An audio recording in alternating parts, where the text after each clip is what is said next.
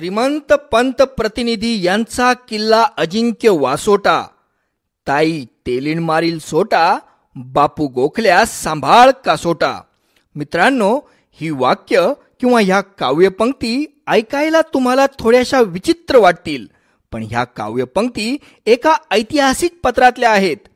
आणि ह्या काव्यपंक्ती म्हणजे एक अशी कहाणी आहे जी महाराष्ट्राला फारशी परिचित नाही. या काव्यपंक्ती म्हणजे एका शूर वीरांगनेच्या, रमाताईंच्या उर्फ ताई तेलीण यांच्या पराक्रमाची कहाणी आहे.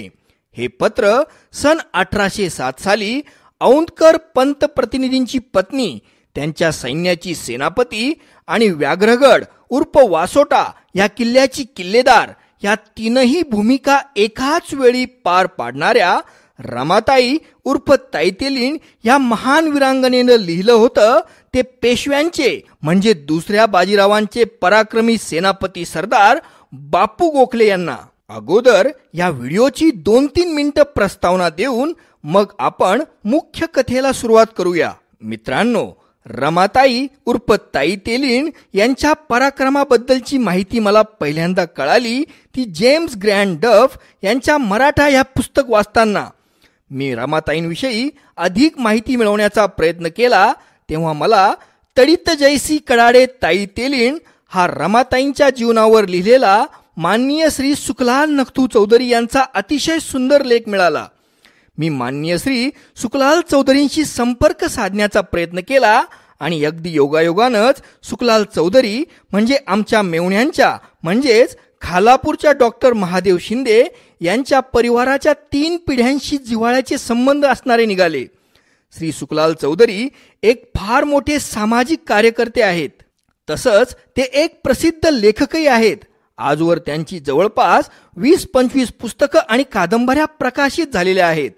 संताजी महाराज जगनाडे यांची चरित्रगाथा आणि संताजी महाराज जगनाडे यांचं संत तुकाराम महाराजांच्या अभंगगाथेतील योगदान हे त्यांचं एक अतिशय प्रसिद्ध पुस्तक आहे. मी श्री सुखलाल चौधरींसोबत जे मूळचे जळगाव तालुक्यातल्या असोदे गावचे आहेत पण सध्या खोपोली तालुका खालापूर इथं स्थायिक झालेले आहेत, त्यांच्याशी मी रमाताई उर्फ ताई तेलीण यांच्याबद्दल अगदी सखोल चर्चा केली.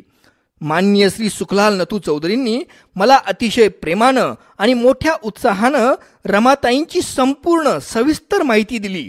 महाराष्ट्राच्या या अपरिचित वीरांगनेची माहिती सांगितल्याबद्दल मी माननीय श्री सुखलाल नथू चौधरी यांचे अगदी मनापासून आभार मानतो. सातारा जिल्ह्यातल्या बामणोली परिसरात 1770च्या दशकात एका अत्यंत गरीब अशा तेली कुटुंबामध्ये रमाताई उर्फ ताई तेलीण यांचा जन्म झाला होता. रमाताईंचं बालपण अत्यंत हलाखीत आणि सर्वसाधारण परिस्थितीत गेलं होतं. त्या काळच्या प्रथेनुसार रमाताई जेव्हा केवळ 8-9 वर्षांच्या होत्या तेव्हाच त्यांचं लग्न दुसऱ्या एका गरीब कुटुंबातल्या वयानं जवळपास त्यांच्या दुपटीपेक्षाही जास्त असणाऱ्या माणसाशी लावून देण्यात आलं होतं. सासरीही काही त्यांना आराम नव्हता. सासरीही हलाखीचीच परिस्थिती होती.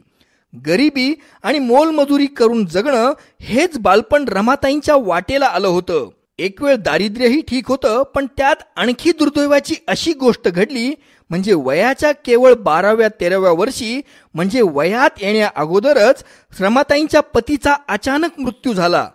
लग्न काय असतं, प्रेम काय असतो, संसार काय असतं ह्या गोष्टी कळण्या अगोदरच त्या 12-13 वर्षाच्या मुलीवर बालविधवा होण्याची पाळी आली होती. रमाताईंच्या नवऱ्याचा मृत्यू झाल्यानंतर त्यांच्या सासरच्यांनी त्यांना आसरा द्यायला नकार दिला, तर त्यांच्या माहेरीही प्रचंड गरिबी आणि हलाखीची परिस्थिती होती. आणि त्यात आणखी एका खाणाऱ्या तोंडाची भर म्हणजे रमाताईंच्या माहेरच्यांनाही ते एक मोठं संकटच होतं. मग आधार तुटलेल्या 12-13 वर्षांच्या या बालविधवा मुलीनं नेमकं करायचं तरी काय? पण रमाताईंचं नशीब थोडं चांगलं होतं. बामणोली गावात एका मराठी सरदारांचा वाडा होता आणि हे मराठी सरदार म्हणजे औंधचे जहागीरदार पंत प्रतिनिधी यांच्या सेवेत होते. बामणोलीचा हा परिसर म्हणजे औंधच्या पंत प्रतिनिधींच्या जहागिरीचाच एक भाग होता. बामणोलीला त्या सरदाराचा मोठा वाडाही होता. बामणोलीला नेहमी 100-200 सैनिकांची छोटीशी फौज तैनात असायची. या सरदाराची पत्नी रमाताईंच्याच वयाची होती. सोबतीला कोणीतरी बाई माणूस पाहिजे, स्वयंपाकाला कोणीतरी बाई पाहिजे, म्हणून ह्या नायकीनबाईनं सरदार पत्नीनं रमाताईंना आपल्या वाड्यात आश्रय दिला. मग नायकीनबाईंच्या वाड्यातच रमाताई आश्रित म्हणून राहू लागल्या. रमाताईंची आणि सरदाराची पत्नी म्हणजे नायकीनबाईंची अतिशय घट्ट मैत्री जमली. आपल्या सख्या बहिणीवर नसेल इतकं जास्त प्रेम नायकीनबाई रमाताईंवर करू लागल्या. रमाताईंची बुद्धिमत्ता अत्यंत प्रखर होती. तसंच त्या स्वभावानं फार धाडशी, खंबीर आणि बोलण्यात लागवी होत्या. तसंच प्रचंड कष्टाळूही होत्या. तसंच परमेश्वरानं त्यांना सुंदर रूपाची देणगीही बहाल केली होती. लहानपणापासूनच प्रचंड कष्ट अंगावर पडलेलं होतं, त्यामुळं त्यांचं शरीर अत्यंत मजबूत आणि कणखर बनलेलं होतं. बामणोलीच्या वाड्याजवळच्या मैदानाजवळच सैनिक घौडदौड, तलवारबाजी, भालाफेक आणि दांडपट्टा चालवण्याचा सराव करायचे. तेव्हा मोठ्या कौतुकानं रमाताई त्या बघत बसायच्या. नायकीनबाईंच्या पतींना 100 सैनिकांची मनसबदारी होती, तर नायकीनबाईंची वासोटा किल्ल्यावरच्या श्री भवानी देवीवर आणि गडाजवळच्या नागेश्वर गुहेच्या मध्यभागी असणाऱ्या शंभू महादेवावर फार श्रद्धा होती. बामणोलीवरून तिथं जाण्याचा रस्ता बराच खडतर होता. अगोदर होडीनं तिथला मोठा तलाव पार करावा लागायचा आणि नंतर भयंकर निबिड घनदाट अशा जंगलातून प्रवास करावा लागायचा.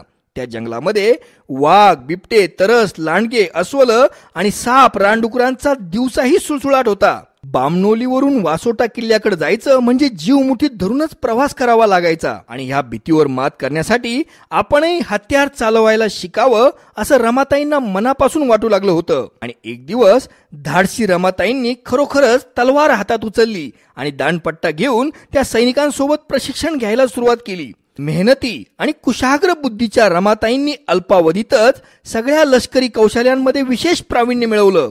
घोडदौड, भालाफेक, तलवारबाजी आणि दांडपट्टा चालवण्यात त्या जबरदस्त पटाईत झाल्या. भले भले तलवार बहादूर रमाताईंच्या तलवारबाजी समोर फिके पडू लागले. रमाताईंच्या कुशल तलवारबाजीची, त्यांच्या राजबिंड्या रूपाची आणि साहसी स्वभावाची कीर्ती हळूहळू बामणोली परिसरात फिरू लागली होती. लोकांना या साहसी तरुणीचं फार कौतुक वाटायचं. वासोटा किल्ल्यावरच्या भवानी देवीच्या मंदिरात आणि जवळच असणाऱ्या नागेश्वराच्या गुहेतल्या शंभू महादेवाच्या दर्शनाला या नायकीनबाईंसोबत रमाताई बऱ्याच वेळा जायच्या. वासोटा उर्फ व्याघ्रगड या महादुर्गम किल्ल्याचं नुसतं नाव ऐकूनच लोक दचकायचे. पण ह्या रौद्र किल्ल्यावर रमाताईंचं प्रेमच जडलेलं होतं. भीती नावाचा शब्द जणू रमाताईंना ठाऊकच नव्हता. उंची पंतप्रतिनिधींची जहागिरी फार विशाल आणि समृद्ध होती. सातारा, कराड, बामणोली, औंध, विशाळगड असा फार मोठा प्रदेश आणि वासोट्यासारखे अनेक किल्ले या जहागिरीचा भाग होता. कराड शहर म्हणजे या संस्थांच्या जहागिरीच्या राजधानीचं शहर होतं. पंतप्रतिनिधींची औंधची जहागिरी सातारा गादीच्या अंतर्गत आणि पर्यायानं पुण्याच्या पेशव्यांच्या अखत्यारीत येत होती. त्यावेळी औंधचे पंतप्रतिनिधी सातारच्या छत्रपतींचे मांडलिक जरी नाममात्र असले तरी प्रत्यक्षात खरा अंमल हा पुण्यावरून पेशव्यांचाच चालत होता. स्वराज्याचे मंत्री परशुराम त्र्यंबक कुलकर्णी हे पहिले पंतप्रतिनिधी होते. यांना थोरल्या छत्रपती राजाराम महाराजांनी पहिल्यांदा पंतप्रतिनिधी अशी पदवी बहाल केली होती. स्वराज्यात त्यावेळी छत्रपती आणि अमात्य या 2 पदानंतर तिसरं सगळ्यात महत्वाचं स्थान हे पंतप्रतिनिधी यांचंच बनलेलं होतं. चाळगड आणि औंधची जहागिरी ह्याच परशुराम त्र्यंबक कुलकर्णी यांच्या वारसांकडे वंश परंपरेनं चालत आलेली होती. परशुराम त्र्यंबक कुलकर्णी यांच्या नंतरच्या प्रत्येक वारसानं पंतप्रतिनिधी ही पदवी लावायला सुरुवात केली होती. परशुराम त्र्यंबक कुलकर्णी यांचे वंशज आणि औंधचे जहागीरदार भवानराव पंतप्रतिनिधी यांचं 30 ऑगस्ट 1777 साली निधन झालं होतं. आणि दैवयोग किती विलक्षण असतो बघा की नेमकं त्याच दिवशी म्हणजे 30 ऑगस्ट 1777 रोजीच परशुराम श्रीनिवास पंतप्रतिनिधी यांचा जन्म झाला होता. परशुराम श्रीनिवास पंतप्रतिनिधी सज्ञान होईपर्यंत पुण्याच्या पेशव्यांनी म्हणजे पेशव्यांचा कारभार चालवणाऱ्या नाना फडणवीसांनी कृष्णराव जोशी नावाचा आपला एक वकील औंध कराडच्या या समृद्ध विशाल जहागिरीचा कारभार पाहण्यासाठी नेमलेला होता. जेव्हा परशुराम पंत प्रतिनिधी हे 18-20 वर्षांचे तरुण झाले होते त्यावेळी ते एकदा आपल्या जहागिरीच्या प्रांताचं निरीक्षण करण्यासाठी बामणोलीला आले होते. त्यावेळी बामणोलीला परशुराम पंत प्रतिनिधींनी रमाताईंना पाहिलं. 17-18 वर्षांची अतिशय सुंदर राजबिंडी देखणी उंचपुरी ही तरुणी घोडदौड करण्यात आणि तलवारबाजी करण्यातही अत्यंत कुशल बनलेली होती. रमाताईंच्या अप्रतिम सौंदर्याची, साहसीपणाची आणि बुद्धिमत्तेची चर्चा बामणोली परिसरात चांगलीच रंगलेली होती. आणि परशुराम श्रीनिवास पंत प्रतिनिधी हे पाहता क्षणीच अगदी रमाताईंच्या प्रेमात पडले. तशी पंतप्रतिनिधींची अगोदर 1-2 लग्न झाली होती आणि रमाताई ह्या बालविधवा आहेत हेही त्यांना माहीत होतं. पण समाज काय म्हणेल हा विचार सोडून देऊन परशुराम पंतप्रतिनिधींनी आपल्या प्रेमाचा प्रस्ताव रमाताईंसमोर अतिशय नम्रपणे ठेवला. रमाताईंसाठी ही गोष्ट म्हणजे एक फार मोठा आश्चर्याचा धक्का होता. एखाद्या स्वप्नासारखंच ते घडलेलं होतं. सगळ्या जहागिरीचा मालक आणि औंधचा राजा तिच्यासमोर प्रेमाचा प्रस्ताव ठेवत होता. मग रमाताईंनी होकार दिला आणि पंतप्रतिनिधी रमाताईंना आपल्या सोबत घेऊन कराडला आले. त्यावेळी कराड ही औंधच्या जहागिरीची राजधानी होती. परशुराम पंतप्रतिनिधी आणि रमाताईंच्या प्रेमाची आणि मैत्रीची कहाणी चांगलीच रंगलेली होती. आपल्या पत्नीचाच दर्जा त्यांनी रमाताईंना दिला होता.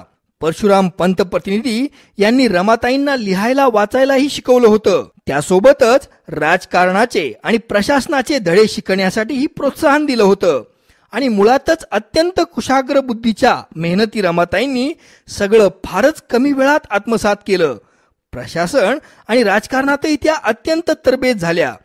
राज्य कारभारामध्ये लक्ष घालून हिशोबावरही अत्यंत बारीक नजर त्या ठेवू लागल्या. रमाताईंना राणीचा दर्जा मिळाला होता, पण त्या मात्र आपलं गरिबीतलं मूळ विसरल्या नव्हत्या. गरिबांविषयी प्रचंड कळवळा, सहानुभूती आणि मदतीची वृत्ती यामुळे त्या औंध जहागिरीतच थोड्याच काळात प्रचंड लोकप्रिय बनल्या होत्या. नेतृत्व क्षमता रमाताईंमध्ये कमालीची होती. नेतृत्व क्षमता रमाताईंना जणू उपजतच लाभलेली होती. त्यामुळे थोड्याच काळात त्यांनी सैन्य आणि प्रशासन या दोन्हींवर आपली मजबूत पकड प्रस्थापित केली होती.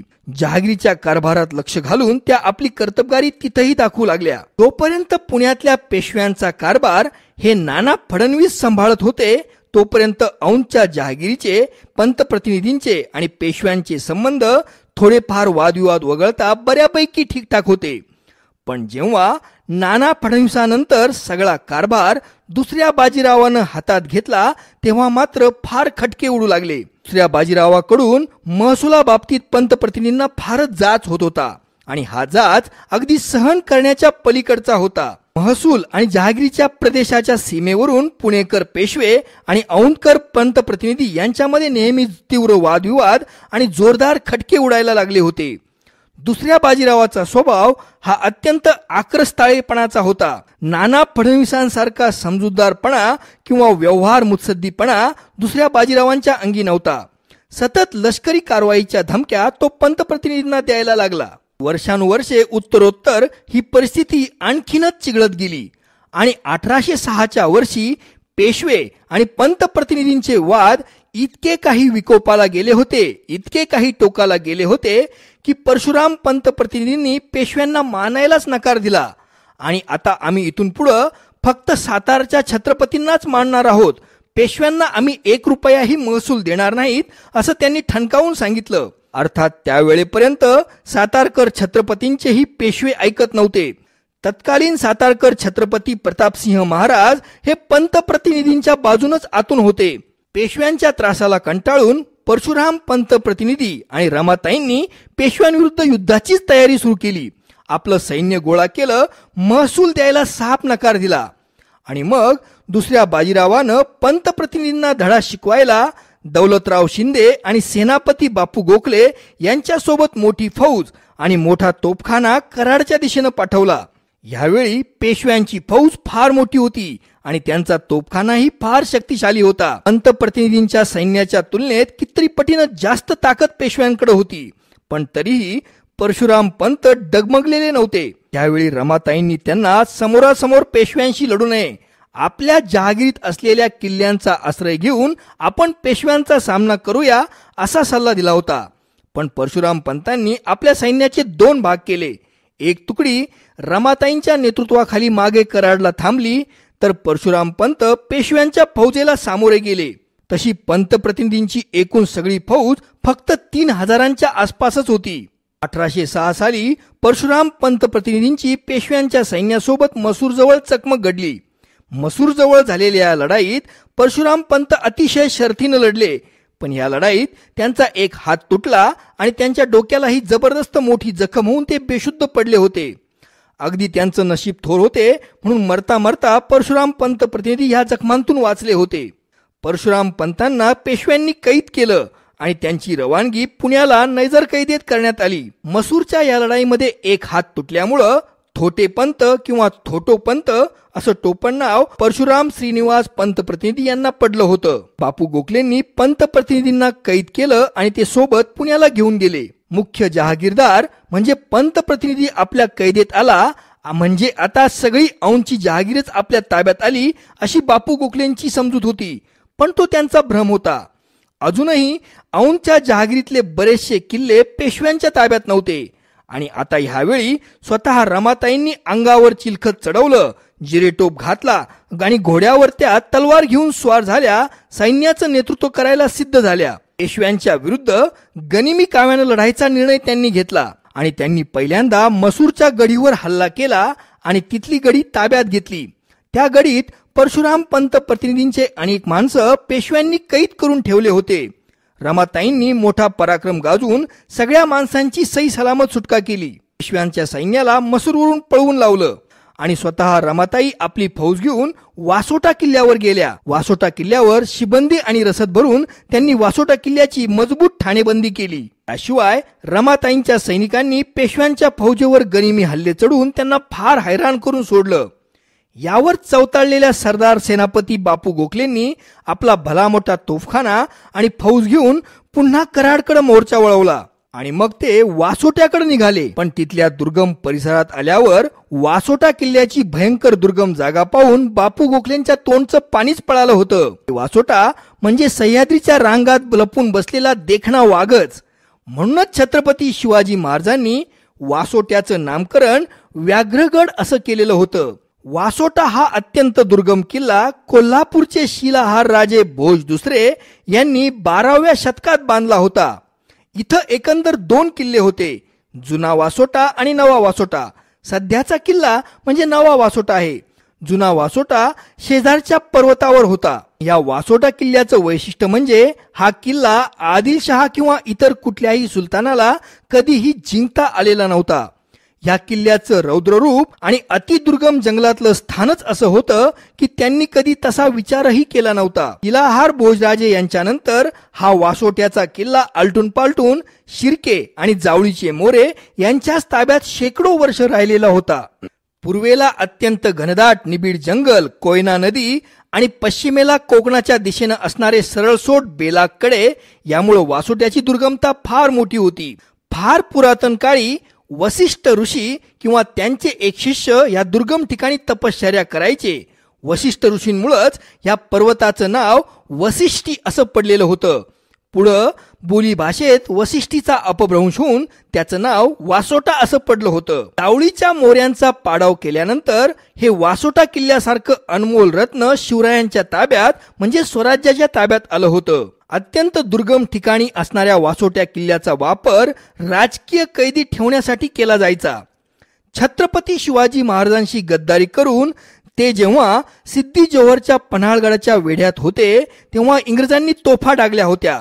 त्या ब्रिटिश अधिकाऱ्यांना म्हणजे हेनरी रिव्हिंग्टन, फॅरेन, सॅम्युअल या सगळ्यांना पकडून महाराजांनी ह्याच किल्ल्यांवर कैदी म्हणून ठेवलं होतं. 1679 साली वासोटा किल्ल्याची डागडुजी करताना महाराजांना जवळपास 26,000 सोन्याची नाणी जी भोजराजाच्या काळातली होती ती सापडली होती. सातारा, मेढा, बामनोली, तांबा, मेट अशा मार्गानं बापू गोखलेंची फौज वासोटा किल्ल्याजवळ आली. तो महिना साधारणतः जुलै 1807 होता. वासोटा किल्ल्याची भयानक मूर्ती पाहून बापू गोखलेंची भाषाच बदलली. त्यांची सगळी गुरमी उतरली आणि स्वर नरमाईचे झाले आणि मग त्यांनी रमाताईंशी समझोता करण्याचं ठरवलं आणि त्यांना किल्ला खाली करून शरणागती येण्याची विनंती केली. पण त्यावेळी बाणेदार रमाताईंनी अतिशय ठणकावून खरमरीत उत्तर दिलं, श्रीमंत पंतप्रतिनिधींचा किल्ला अजिंक्य वासोटा ताई तेलीन मारील सोटा, बापू गोखल्या सांभाळ कासोटा. रमाताईंच्या या खरमरीत उत्तरानं बापू गोखलेंना शेकडो इंगळ्या डसल्या. तर बापू गोखलेंच्या प्रचंड मोठ्या फौजेसमोर अत्यंत बाणेदारपणे उभे राहणाऱ्या रमाताईंची सर्वत्र वाहवा झाली. चिडलेल्या बापू गोखलेंनी फौजेला वासोटा किल्ल्यावर चाल करण्याचा आदेश दिला. वासोटा किल्ल्यावर चाल करून त्याला सर करण्याचा प्रयत्न करणाऱ्या फौजेसोबत स्वतः किल्ल्याबाहेर येऊन घोड्यावर बसून रमाताई अगदी पुढे राहून लढत होत्या. स्वतः पुढे राहून तलवारीचे 2 हात करत होत्या. या रौद्र विरांगनेशी आणि तिच्या नेतृत्वावर विश्वास असणाऱ्या फौजेसमोर चढाई करणारे बापू गोखलेंचे सैनिक बिलकुल टिकत नव्हते. त्यांना अगदी सपाटून मार खाऊन मागं पळावं लागत होतं. पेशव्यांच्या फौजांनी रमाताईंच्या हातून सलग 3 महिने अगदी सपाटून खरपूस मार खाल्ला. 3 महिन्यांच्या अथक प्रयत्नानंतर बापू गोखलेंच्या लक्षात असं आलं की सरळ चाल करून चढाई करून वासोट्याला घेणं निव्वळ अशक्य आहे. तोफखान्याचा वापर करून हा किल्ला पूर्णपणे भाजून काढला पाहिजे असा त्यांनी निर्णय घेतला. एका बाईच्या हातून खरपूस मार खाल्ला म्हणून पेशव्यांचे पराक्रमी सरदार बापू गोखलेंची फार बदनामी सर्वत्र होत होती आणि ही बदनामी भरून काढणं फार गरजेचं होतं. मग वासोटा घेणं हा सरदार बापू गोखलेंच्या प्रतिष्ठेचा विषय बनला होता. आता काहीही झालं तरी चालेल, कितीही माणसं मेली तरी चालेल, कितीही मोठा खजिना खर्च झाला तरी चालेल, पण हा दुर्गम वासोटा किल्ला घ्यायचाच असा निर्धार सरदार बापू गोखलेंनी केला. बापू गोखलेंनी आपली सगळी शक्ती आणि पैसा पणाला लावला. वासोट्याची रसद सगळीकडनं रोखून धरली. नव्या वासोट्याच्या शेजारचा असणारा जुना वासोटा पर्वत हा थोडासा उंचीवर होता. तिथं जर तोफा चढवता आल्या तर तिथून नव्या वासोट्यावर म्हणजे रमाताईंच्या ठिकाणावर मार करणं सोपं होतं. आणि मग हेच दुर्गम काम करण्याचा म्हणजे जुन्या वासोट्यावर तोफा चढवण्याचा निर्णय बापू गोखलेंनी घेतला. वासोटा किल्ला रमाताईंच्या पाठीमागं ठामपणे उभा होता. म्हणूनच त्यांच्या चिमूटभर फौजेनं बापू गोखलेंच्या परातभर सैन्याला चांगलं खडं आव्हान दिलं होतं. तोफा चढवण्यासाठी तिथं रस्ताच नव्हता. मग तिथली झाडी आणि जंगल कापण्याचा आदेश बापू गोखल्यांनी दिला. हजारो लोक रात्रंदिवस तिथली झाडी तोडण्याचं काम करू लागले. बापू गोखल्यांनी स्वतः वर्णन केलं आहे. डोंगर झाडी मनस्वी, अडचण बहुत, किल्ला बहुत बाका, 7 कोस 2.5 मास झाडी तोडली तेव्हा मार्ग जाहला. म्हणजे मित्रांनो, हजारोंच्या फौजेनं 20 किलोमीटर इतकी झाडी 2.5 महिने रात्रंदिवस राबून तोडली तेव्हा फौजेसाठी वासोट्याचा हा कसाबसा रस्ता तयार झाला. पण यावेळी बापू गोखलेंच्या फौजेवर रमाताईंच्या सैनिकांचे गनिमी किल्ले वासोट्यावरून होतच होते. त्यामुळं बापू गोखलेंची फौज चांगलीच हैराण झालेली होती. तसं पाहिलं तर मित्रांनो, सरदार बापू गोखलेंचा वैयक्तिक स्वार्थही ह्या मोहिमेमागं होताच.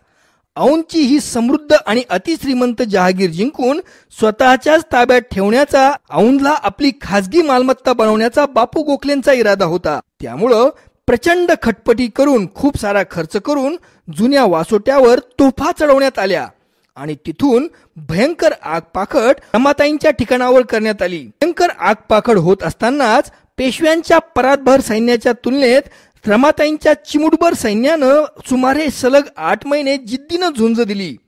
पण दुर्दैवानं एक मोठा तोफगोळा नव्या वासोट्यावरच्या म्हणजे रमाताईंच्या धान्याच्या शिबंदीवरच पडला. त्या तोफगोळ्यानं रमाताईंच्या धान्य साठ्याचं पूर्ण नुकसान केलं. त्यांची सगळी रसद नष्ट झाली. बापू गोखल्यांनी वासोट्याचे रसदीचे सगळे मार्ग अडवून धरले होते आणि किल्ल्यावरचं धान्य सामान नष्ट झालं होतं. त्यामुळं नाईलाजानं उपासमार झाल्यामुळं 8 महिन्यांच्या चिवट झुंजीनंतर रमाताईंना शरणागती पत्करावी लागली. बापू गोखलेंनी रमाताईंना कैद केलं आणि साताऱ्याच्या किल्ल्यात नजरकैदेत ठेवलं. औंधच्या सगळ्या जहागिरीचा ताबा बापू गोखलेंनी स्वतःकडेच घेतला होता. ब्रिटिश इतिहासकार जेम्स ग्रँड डफ त्याच्या हिस्ट्री ऑफ मराठाज मध्ये असं लिहितो की पंतप्रतिनिधींची अतिशय श्रीमंत समृद्ध जहागीर बापू गोखलेंच्या ताब्यात आल्यामुळं बापू गोखले म्हणजे पेशव्यांचा सर्वात जास्त श्रीमंत आणि शक्तिशाली सरदार बनला होता. मित्रांनो, रमाताईला साताऱ्याला नजरकैदेत जरी ठेवलं असलं तरी तसं त्यांना काही कमी नव्हतं. पण गुलामीचं जीवन या रानपाखराला पसंतच नव्हतं. तो पिंजरा जरी सोन्याचा असला तरी गुलामी गुलामीच असते. त्यांनी पेशव्यांना पत्र लिहून विनंती केली की मला तुम्ही एकतर पंतप्रतिनिधींसोबत पुण्यालाच नजरकैदेत ठेवा किंवा मला माझ्या वासोटा किल्ल्यावर राहण्याची परवानगी द्या. पेशव्यांनी रमाताईंची पहिली मागणी मान्य करणं शक्यच नव्हतं. रमाताईंना पंतप्रतिनिधींजवळ ठेवणं म्हणजे तोफेला बत्ती देण्यासारखं होतं. जर रमाताईंची साथ मिळाली असती तर पंतप्रतिनिधींनी पेशव्यांविरुद्ध पुन्हा उठाव केला असता. त्यामुळे पेशव्यांनी रमाताईंची दुसरी मागणी मान्य केली. रमाताईंची रवानगी वासोटा किल्ल्यावर करण्यात आली, पण किल्ला सोडून जायला त्यांना मनाई होती. आणि त्यानंतर वासोटा किल्ल्यावर राहून रमाताई भवानी देवीची पूजा अर्चा करण्यात आणि नागेश्वर गुहेतल्या शंभू महादेवाची पूजा अर्चना करण्यात आपला वेळ व्यतीत करू लागल्या.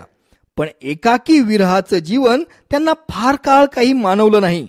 आणि तेवढ्यात अशी एक अफवा उडत उडत रमाताईंच्या वासोटा किल्ल्यावर आली की परशुराम पंतप्रतिनिधी यांचा कैदेत असतानाच पुण्याला मृत्यू झाला आहे. मित्रांनो, ही बातमी खोटी होती, पण ह्या खोट्या अफवेमुळं रमाताई अगदीच कोलमडून पडल्या.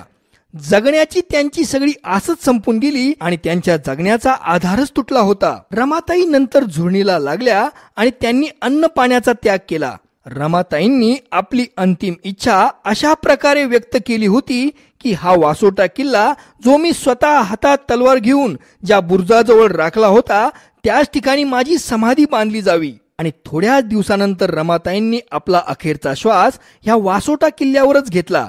रमाताईंच्या अंतिम इच्छेनुसार रमाताईंची समाधी वासोटा किल्ल्याच्या त्या बुरुजाजवळच बांधण्यात आली. मित्रांनो, आता या महान वीरांगनेची समाधी वासोटा किल्ल्यावर झाडाझुडपांमध्ये गडप होऊन ऊन वारा पाऊस झेलत तशीच अत्यंत दुर्लक्षित अवस्थेत आहे. या महान वीरांगनेच्या रमाताईंच्या ताई तेलिणीच्या समाधीचा जीर्णोद्धार केला जावा आणि रमाताईंच्या पराक्रमाचा इतिहास समाजासमोर यावा अशी तीव्र इच्छा आणि खंत माझ्यासमोर माननीय श्री सुखलाल नथू चौधरी यांनी अगदी वारंवार व्यक्त केली होती. मित्रांनो, आपण सर्वांनी पुढाकार घेऊन या महान वीरांगनेच्या रमाताईंच्या उर्फ ताई तेलिणींच्या समाधीचा जीर्णोद्धाराचं काम केलंच पाहिजे. वासोटा किल्ल्याचा इतिहास आणि रमाताई एकमेकांशी अगदी एकरूप झालेले आहेत. मित्रांनो, यानंतर या वासोटा किल्ल्याबद्दलची आणखी काही दुर्दैवी ऐतिहासिक माहिती सांगून मी ही कहाणी संपवतो. यानंतरच्या काळात बापू गोखले आणि दुसऱ्या बाजीराव पेशव्यानं चक्क साताऱ्याच्या राज परिवाराला म्हणजे छत्रपती प्रतापसिंह यांच्यासह सगळ्या कुटुंबाला याच वासोटा किल्ल्यावर नजर कैदेत ठेवलेलं होतं. आणि 1818 साली ब्रिटिश अधिकारी जनरल प्रिझलर आणि एल्फिन्स्टन यांनी बापू गोखलेंनी 10 वर्षांपूर्वीच वापरलेली युक्ती म्हणजे जुन्या वासोट्यावर तोफखाना चढवून तिथून नव्या वासोट्यावर तोफा डागण्याची युक्ती लढवून नवा वासोटा हस्तगत केला होता. यावेळी इंग्रजांना सातारच्या राजघराण्याकडून एकूण 5 लाख रुपये किमतीची संपत्ती तिथं मिळाली होती. आणि यानंतर ज्या परशुराम श्रीनिवास पंतप्रतिनिधींना दुसऱ्या बाजीराव पेशव्यानं कैद करून पुण्याला ठेवलं होतं त्यांची सुटकाही इंग्रजांनी केली होती. मित्रांनो, ही किती दुर्दैवाची गोष्ट आहे की पंतप्रतिनिधींची त्यांची औंधची जहागीर परक्या इंग्रजांनी त्यांना परत मिळवून दिली होती. ह्याच इंग्रजांनी त्यांना पुन्हा औंधच्या गादीवर एकदा बसवलं होतं. सन 1818 साली पेशव्यांच्या कैदेतून सुटका झाल्यानंतर परशुराम श्रीनिवास पंतप्रतिनिधी पहिल्यांदा वासोटा किल्ल्यावर गेले आणि आपल्या एका हातानं रमाताईंच्या समाधीला बिलगून ढसाढसा रडू लागले. परशुराम पंतप्रतिनिधींनी आपला एक हात पेशव्यांविरुद्धच्या लढाईत गमावलेला होता, तर त्यांचा दुसरा हात म्हणजे रमाताईंना ताई तेलिणीला नियतीनं त्यांच्याकडून हिरावून दूर नेलं होतं. मित्रांनो, अशाच सुंदर सुंदर कहाण्या आणि किस्से ऐकण्यासाठी आपण माझ्या YouTube चॅनलला भेट द्या. आपल्या प्रोत्साहनाची मला गरज आहे. मला प्रोत्साहन देण्यासाठी आपण माझ्या YouTube चॅनलला सबस्क्राईब करा. माझ्या व्हिडिओला लाईक करा, कॉमेंट करा आणि शेअर सुद्धा करा. आपले खूप खूप धन्यवाद.